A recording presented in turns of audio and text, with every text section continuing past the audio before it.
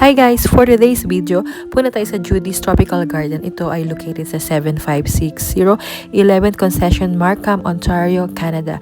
So open sila from Monday to Sunday, 8 a.m. to 4 p.m. So napakaganda ng farm na ito. Malawak yung parking. And then napakadaming iba't ibang gulay na talagang ma-enjoy nyo with the family. Pwede mga bata dito. And then sa entrance, so pwede kayong bumili ng bag, 50 cents, 5 pieces na siya. And then may mga price list na rin doon. And then, so pwede kayo kumuha dyan ng mga eggplant, okra, bitter melon, ampalaya, saluyot, yung bulaklak ng kalabasa. Wow, napakasarap at talagang fresh na fresh, organic.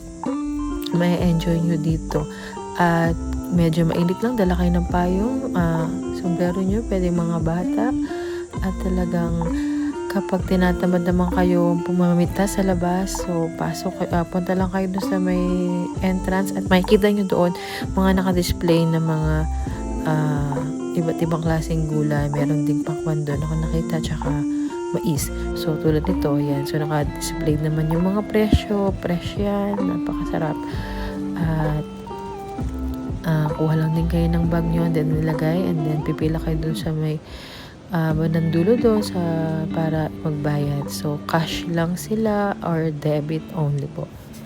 And then iba't ibang klase ng eggplant nandyan din. So sa end ng aking video ay lalagay ko rin yung mga presyo, so para makita nyo. Meron din siyang cantaloupe and then mais.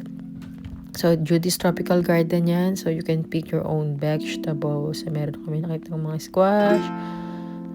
Ang dami. So, ito yung mga presyo na sinasabi ko sa inyo. So, mura lang siya. Para sa akin kaysa sa market. At talagang ma-enjoy ito nakasama ng mga kids nyo. Yan. So, pwedeng bumitas sila, ma-enjoy nila, ma-experience nila yung pagpitas ng mga vegetables. So, makita nyo rin maraming mga flowers. So, pwede kayo mag-picture with the family. So, yun lang. So, like and subscribe guys. Thank you.